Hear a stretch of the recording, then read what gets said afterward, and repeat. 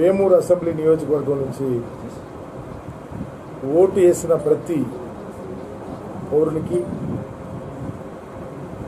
ముందుగా వైఎస్ఆర్ కాంగ్రెస్ పార్టీ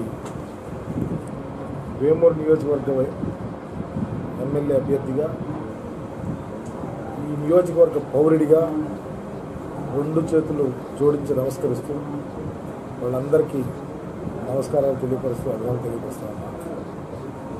మీరు నిన్న పాల్గొన్నటువంటి ఎన్నికల్లో మీరంతా మంచి మనసుతో ఆశీర్వదించినటువంటి ప్రతి ఒక్కరికి కూడా నమస్కారాలు తెలియపరుస్తున్నారు. ప్రజాస్వామ్య వ్యవస్థలో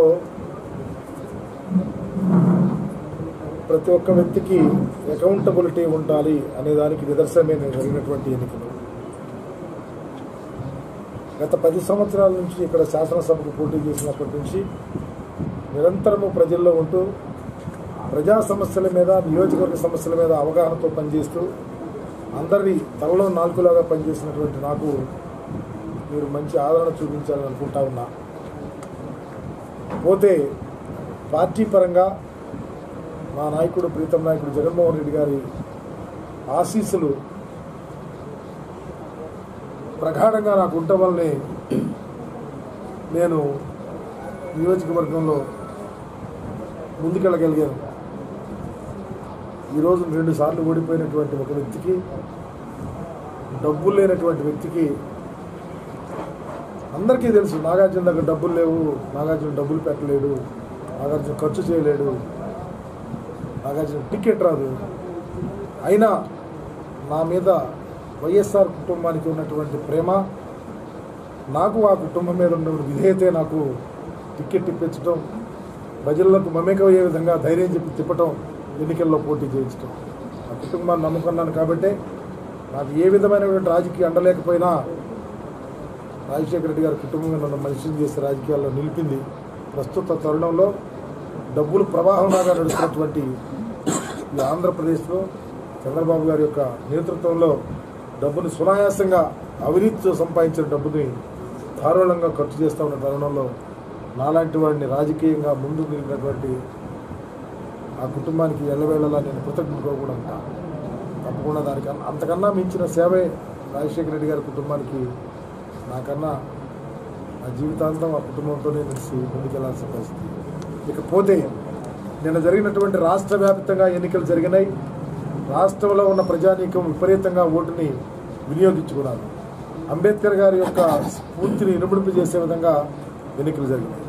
ఎందుకంటే ప్రతి పౌరుడికి, పేదవానికి ఒకే ఓటు, కోటీశ్వరుడికి ఓటు అనే నినాదాన్ని తీసుకొచ్చినటువంటి అంబేద్కర్ గారి ఆశలు నేను చాలా సక్రమంగా ప్రతివాడు ఓటు హక్కును వినియోగించుకోవడం అనేది చాలా మంచి పరిణామంగా భావిస్తున్నాను.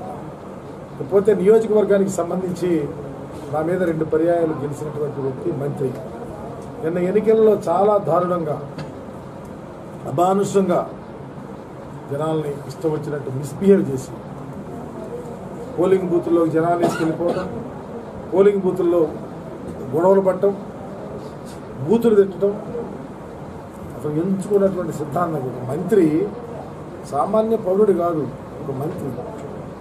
అతను సక్రమైన పద్ధతిలో ఎన్నికలు చేయించాలి. అంటే ఎన్నికల్లో ఓడిపోతున్నామంటే ఒక పద్ధతిలోనూ, గెలుస్తున్నామంటే ఒక పద్ధతిలో వెళ్ళకూడదు.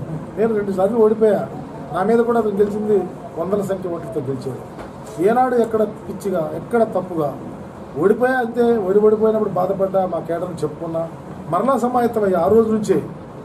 కానీ ఓడిపోతున్నా నేను తెలుసు.